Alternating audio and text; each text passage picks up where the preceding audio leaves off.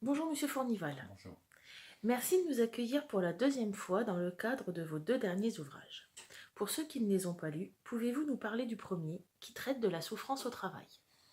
Eh bien, j'ai décidé de travailler cet ouvrage parce que je voulais faire un lien direct avec ce que j'ai vécu durant plusieurs années. Alors, il y a eu de nombreux ouvrages qui ont été écrits sur ce thème, mais il me semblait important peut-être pour ma part d'écrire un livre sur la fonction que j'occupais dans une collectivité territoriale et de montrer un cheminement qui m'a mis à l'épreuve à la fois sur le plan personnel et sur le plan professionnel. Personnel parce que j'ai été effectivement très bouleversé, voire bousculé par rapport à ce qui m'est arrivé au travail. Et puis un deuxième aspect professionnel qui était non plus pas facile à endosser chaque jour pour affronter effectivement ce que je pensais moi être en lien avec mes valeurs et en lien avec mon éthique par rapport au travail à exécuter. Or, d'autres auteurs, comme je l'ai dit tout à l'heure, ont beaucoup réfléchi sur ce thème, d'autres ont fait aussi des conférences. Moi, pour ma part, j'ai trouvé que faire un livre sur la souffrance au travail, avec un contenu qui met à la fois en évidence des systèmes administratifs très très pesants, avec un travail qui aussi développe beaucoup d'énergie, avec malheureusement peu de moyens. Alors, ce que je dis, ce n'est pas nouveau et ça se passe encore dans notre société et s'accentue, selon moi. Il suffit d'observer un petit peu ce qui se passe en dehors du livre que j'ai pu faire. Je m'aperçois finalement que dans toutes les branches de travail, il y a des gens qui souffrent énormément par rapport à l'exercice de leur profession. Donc j'ai voulu, par ce livre, traduire un cheminement, un fragment de parcours de vie, je peux le nommer ainsi, pour traduire effectivement et réfléchir sur finalement ce que les gens pourront peut-être aussi découvrir et faire le lien avec aussi un quiz de quelques questions à la fin du livre qui vont permettre aux gens peut-être de réfléchir sur leurs conditions professionnelles et la manière dont ils peuvent être managés, et pour d'autres personnes qui ne sont pas forcément en lien avec cette profession, puisqu'il faut que je vous dise que quand même c'est la profession d'éducateur spécialisé et le travail que j'ai pu faire autour de cette collectivité. Et donc, peut-être que des gens s'y retrouveront et d'autres peut-être que non, mais ce qui me paraissait essentiel, c'était de faire partager ce que j'avais vécu et peut-être effectivement de mettre en lien avec un parcours pour d'autres personnes qui sont confrontées à ce même problème. Donc, pouvez-vous nous dire comment vous choisissez les thèmes de vos ouvrages? Alors, les thèmes que je choisisse, enfin, c'est jamais simple et c'est pas forcément quelque chose que je choisis, c'est quelque chose qui quelquefois émerge de ce que je peux lire ou ce que je peux entendre, ce que je peux finalement observer dans la vie de tous les jours. Et j'essaie de mettre en évidence à la fois une réflexion autour des problèmes de société actuels, mais aussi la manière dont je pourrais éventuellement les écrire et les faire partager. Donc la souffrance au travail, j'ai mis en évidence effectivement un phénomène, je ne vais pas appeler ça un phénomène, je vais dire carrément un fait social. Appelons un chat, c'est un fait social.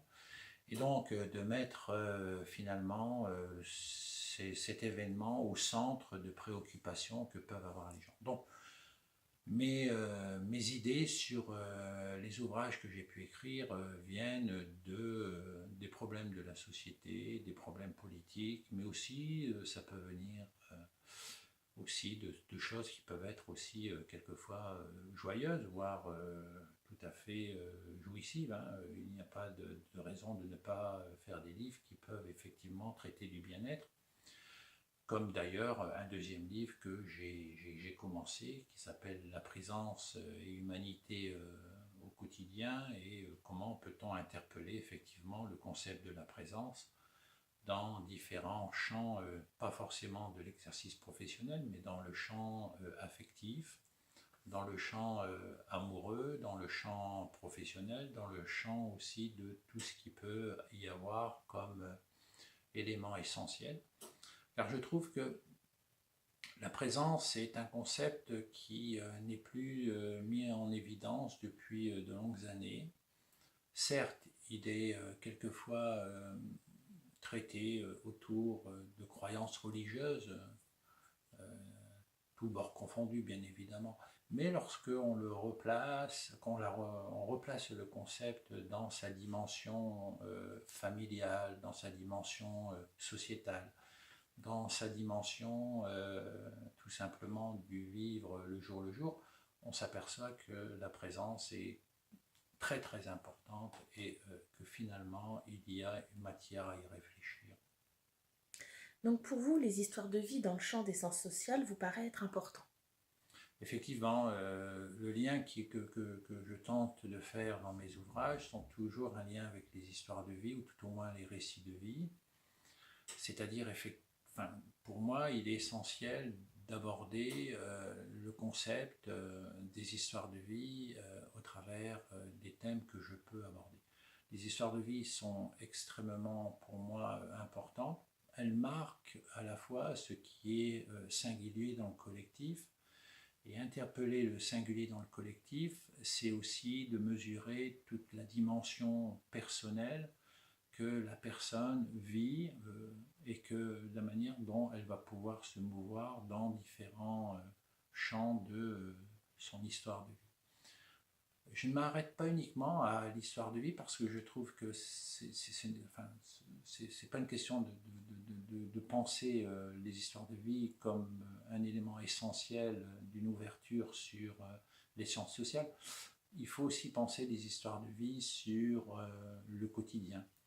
En quoi finalement, d'une certaine façon, les histoires de vie, c'est les histoires de tout le monde, et comment les petites histoires de vie font partie de la grande histoire, et que chaque personne a son histoire de vie, a ses récits, a son parcours, et comment on peut l'insérer effectivement dans la généalogie familiale, comment on peut l'insérer dans tout un travail qui peut être fait autour de la compréhension de son histoire, et la manière dont on peut l'articuler avec finalement ce qu'on est devenu ou ce qu'on deviendra, et quelle résonance ça peut avoir. Donc je trouve que les histoires de vie dans mes livres ont une place importante.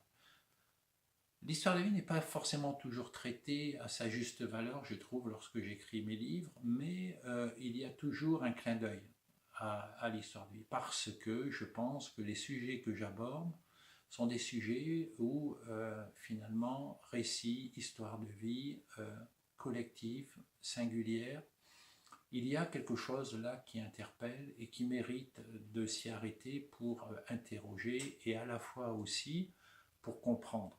Alors, l'intérêt, c'est de cheminer sur la compréhension de ce que l'on est. C'est un moyen aussi de savoir un peu où on va, et je ne vais pas vous apprendre qu'il est important de savoir d'où l'on vient pour savoir où l'on va. Mais quelquefois, il y a des gens qui sont extrêmement pertinents et habiles, et sans forcément savoir d'où ils viennent, ils savent où ils vont, et ils sont guidés par une forme d'intuition qui n'est pas liée à une intuition uniquement spirituelle ou intellectuelle, mais par le jeu des valeurs, des rencontres que ces personnes ont pu avoir, et la manière dont elles se sont forgées une identité qui a appelé finalement à former ou à façonner, voilà, une identité. Et de ce fait, je trouve que c'est très intéressant de se pencher sur les histoires de vie, de les interpeller, et à la fois de les maintenir dans une forme de continuité. Je pense que le concept des histoires de vie est extrêmement précieux pour les personnes qui vivent des choses douloureuses, des choses heureuses, et aussi pour des personnes qui sont à même de réfléchir sur leurs conditions sociales, leurs conditions affectives, mais aussi sur leurs conditions familiales. Et en ce sens, je trouve que les histoires de vie prennent une place très importante dans mes livres, même si quelquefois elles ne sont pas relatées à leur juste valeur. Donc effectivement, comme vous le disiez, tout le monde a son histoire de vie. Et donc, comment appréciez-vous les histoires de vie en dehors de vos termes de recherche?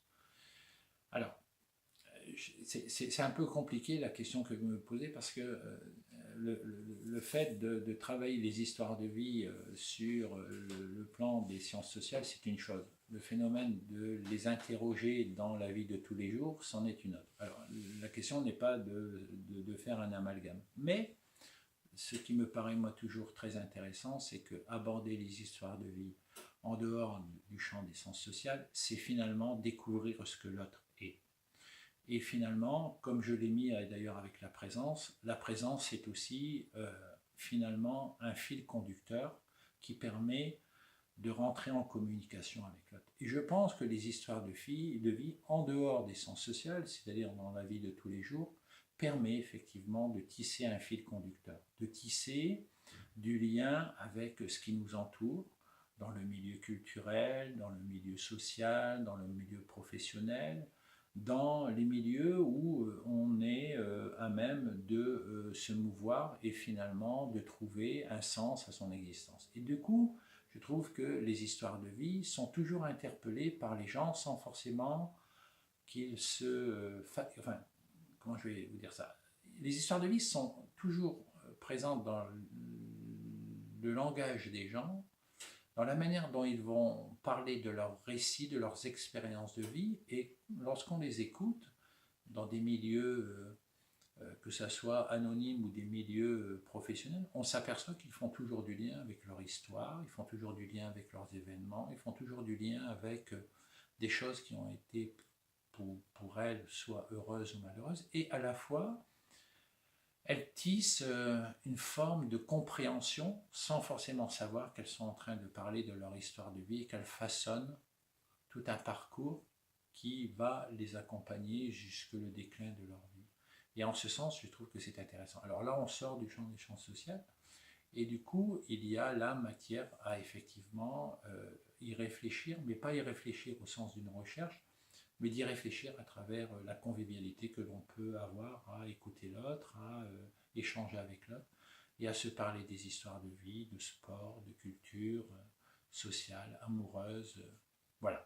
Alors, c'est pour moi une ouverture essentielle dans la communication à l'autre et dans le vivre ensemble. Alors, vous avez écrit d'autres ouvrages, pouvez-vous nous en parler rapidement? Alors, effectivement, j'écris d'autres ouvrages.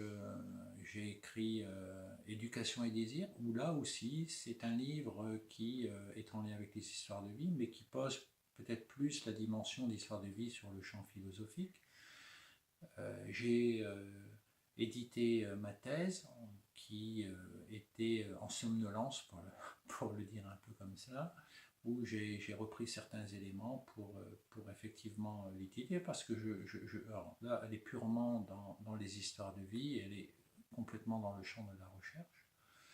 J'ai travaillé sur l'ABC de l'enfant citoyen, où j'ai pensé pour ce livre qu'il était intéressant de réinterpeller finalement ce que l'école pouvait être, l'école républicaine pouvait être à partir du CP jusqu'à la CM2, voire un peu au collège, pour réinterpeller les valeurs républicaines et réinterpeller effectivement cette dimension essentielle de l'éducation au centre de notre dispositif. Je travaillais aussi sur Éloge du hasard, qui était mon premier ouvrage, où j'ai tenté effectivement de montrer dans le monde populaire que la rationalité au hasard était quelque chose de très fort et que finalement il y avait des interrogations qui se posaient dans le monde populaire. Donc j'ai été très intéressé de travailler sur ce thème et de constater que les gens se retrouvaient dans finalement les choses qui pouvaient être rationalisées par le hasard. J'ai fait aussi un autre livre, enfin, d'autres livres qui sont des livres un peu plus différents. J'ai fait 3 ou 4 romans, des romans sur on va dire, des romans fiction sur des histoires amoureuses, sur des histoires de rencontres, sur des histoires de déception, sur des histoires qui ont été, pour certaines personnes, euh, positives, pour d'autres un peu moins positives. Enfin, le lecteur qui souhaite visiter mes livres verra que finalement ces romans sont des romans de fiction et sont des romans qui peuvent effectivement les intéresser. Voilà, rapidement, un petit peu les livres que j'ai faits. Donc je constate que vous avez écrit sur plusieurs sujets. Pourquoi avez-vous aussi traité dans vos différents livres de romans érotiques? Alors, je pense que quand on est écrivain, il faut avoir plusieurs cordes à son arc. Je crois qu'il faut être capable d'être quelqu'un qui puisse passer d'une écriture à une autre. Quand on écrit un roman érotique, euh, la texture de l'écriture n'est pas du tout pareille que lorsqu'on écrit un livre sur la philosophie ou un livre de recherche autour de la souffrance au travail, ou un livre sur la présence, ou quand on travaille un livre sur l'ABC d'enfants citoyens. Donc ce sont des stratégies d'écriture, et j'ai essayé d'aborder des stratégies d'écriture différentes. Par exemple, j'ai fait un livre sur la justice des mineurs, où je retranscris effectivement une audience complète d'un procès des mineurs, avec bien sûr tout l'anonymat qui s'y doit, que je dois prendre par rapport à ça. Mais bon, on est dans quelque chose qui est un peu de la fiction, mais qui retrace bien les grands axes. Ce sont des stratégies d'écriture différentes, que ce soit pour un roman, que ce soit pour un livre sur la recherche, que ce soit un livre narratif, que ce soit un livre qui pose les concepts des récits, comme lorsque je m'imprègne, par exemple, du livre que j'ai fait récemment sur les EHPAD, donc les établissements pour les personnes âgées. Bon, je m'imprègne là aussi d'une certaine forme d'écriture qui amène à la fois à articuler ce que les gens peuvent vivre, ce que les gens peuvent dire, donc on est dans le récit, mais aussi la manière dont les sentiments, les émotions peuvent transpirer à travers ce qu'ils disent. Alors c'est jamais simple de le mettre sur papier, mais l'idée c'était effectivement d'essayer d'aller dans ce sens, et que le lecteur puisse aussi apprécier cette dimension à la fois humaine, mais aussi cette dimension narrative, explicative, et pour mettre en forme finalement aussi sa pensée à travers la mienne. La question n'est pas de dire voilà, il faut être d'accord avec Christian Fornival, la question n'est pas là. La question elle est de dire voilà, il y a peut-être des choses à découvrir que je ne savais pas, il y a des choses à inventer qu'il faut chercher, et puis il y a aussi des choses à découvrir et à peut-être interroger différemment par rapport à la conception que l'on a et ce que l'on peut appeler des représentations à travers finalement ce que la société nous offre quelquefois comme cinéma entre guillemets. Donc l'idée de faire plusieurs livres avec des thèmes différents, c'est pour moi des stratégies d'écriture différentes. Et les stratégies d'écriture différentes, c'est pour moi une mise à l'épreuve.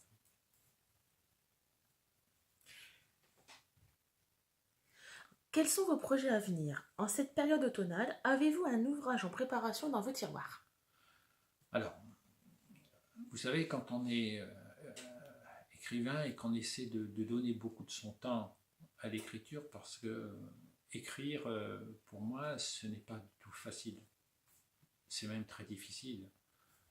Pour moi, écrire un livre, c'est quelque chose qui est à la fois épouvantable et à la fois jouissif. Alors, c'est ces deux rencontres qui sont extrêmement difficiles à juguler. Donc, mais la jouissance l'emporte sur l'épouvantable. Donc du coup, je me dis, bon, c'est bien. Et effectivement, j'aime bien cette période automnale d'écriture comme un peu une période hivernale, parce que je trouve que je suis beaucoup plus inspiré, pour diverses raisons que je ne vais pas développer là, mais je trouve que j'ai beaucoup plus d'inspiration sur un peu les saisons. Donc en fait, je régule un peu aussi mes thèmes d'écriture et ma fréquence d'écriture, et aussi le temps que je prends pour écrire, un peu en fonction des saisons. Et effectivement, vous avez raison, j'ai 2 ou 3 projets à venir sur les livres. Donc j'espère pouvoir écrire pour la fin de l'année un autre ouvrage qui est déjà en préparation et qui va être complètement, encore une fois, sur un autre thème que je ne vais pas vous dévoiler là parce que ça serait dommage de le dire tout de suite. Si je trouve que je le mets en réserve, mais ça sera un ouvrage qui sera complètement différent des autres que j'ai pu écrire, avec cette idée que je veux étonner un peu le lecteur et je veux que le lecteur, alors je parle au masculin, mais bien sûr j'inclus les lectrices, bon, vous l'entendez bien de cette façon-là, que finalement les lecteurs et les lectrices puissent effectivement me connaître sur un angle différent, sur une autre écriture. Donc je vous parle rapidement de ce livre, mais c'est un livre qui étonnera sans doute beaucoup de personnes parce que je n'ai pas encore fait un livre comme celui-ci. Et j'espère pouvoir répondre à des exigences qui sont des exigences d'écriture qui ne sont pas du tout faciles, parce que il y a quelque chose qu'il faut réadapter, qu'il faut reconstruire, que je n'ai pas forcément à travers ce que j'ai pu engranger au niveau de mes ouvrages précédents. Et donc il faut que je travaille, il faut que je mette en place une nouvelle forme de pensée et de jeter sur le papier finalement tout le thème de ce livre est pour moi une grosse épreuve, mais à la fois c'est intéressant parce que ça me remet encore une fois dans une sorte de défi. Vous savez, mes livres ont toujours été des défis. Ils ont toujours été quelque chose qu'il fallait aboutir. Et curieusement, je m'aperçois que lorsque j'ai terminé un livre, je ne le relis plus. Il est comme dans le disque dur de mon cerveau. Je pourrais en parler très longuement, mais à la fois je ne le relis plus parce que je pense qu'il a fait le tour de ce que je pouvais dire sur le thème à un moment donné, dans un espace donné, dans un état d'esprit donné. Donc je passe à autre chose. Et ce livre, c'est qui va arriver, qui va peut-être surprendre les lecteurs, c'est cette idée que voilà, Christian, il faut maintenant que tu te mettes à l'épreuve sur encore une autre écriture, une autre façon de mettre sur papier et donc d'aboutir à quelque chose qui, j'espère, va surprendre. Pour terminer, les thèmes de vos ouvrages ont souvent, On a voire bientôt toujours, déjà terminé. et Ça passe vite. toujours un lien avec le paradigme des histoires de vie. Pourquoi ce concept revient-il régulièrement dans vos ouvrages? Donc vous revenez à la première question oui, alors, je pense que le livre que je vais écrire là pour Noël, et j'espère le terminer pour Noël, pour les fêtes, c'est aussi lié à des vies, mais des vies un peu tragiques. Donc je mets un petit peu la puce à l'oreille aux personnes qui seront attentifs peut-être à la sortie de mon livre. Et donc c'est aussi un livre qui détonne par les histoires de vie, mais l'entrée n'est pas du tout la même que ce que j'avais évoqué tout à l'heure. C'est un livre qui se veut percutant, je pense, qui se veut aussi éprouvant et qui se veut aussi haletant. Voilà. J'ai essayé de faire dans ce livre quelque chose qui soit haletant et quelque chose qui soit prégnant pour le lecteur, qui puisse effectivement être captivé par ce que je vais mettre. Donc, il n'est jamais facile d'amener un lecteur à le captiver à travers un livre, comme il n'est jamais facile pour un lecteur d'être captivé par un concert symphonique, même s'il aime Brahms, Mozart, parce que l'orchestre est important, parce que l'acoustique est important, parce que l'état est important. Bon, pareil pour un nouveau film avec un acteur que l'on aime. Il n'est jamais simple de captiver finalement le lecteur. Donc je vais essayer de faire au mieux. Et donc, les histoires de vie dans ce livre sont présentes, mais elles sont quand même très particulières, très particulières, parce que elles se définissent plus du tout dans le champ des sciences sociales, elles se définissent non plus ni dans la vie de tous les jours. C'est quelque chose qui est un peu mystérieux et je ne vous en dirai pas plus. Monsieur Formival, je vous remercie et je vous dis à bientôt. Écoutez, c'est moi qui vous remercie.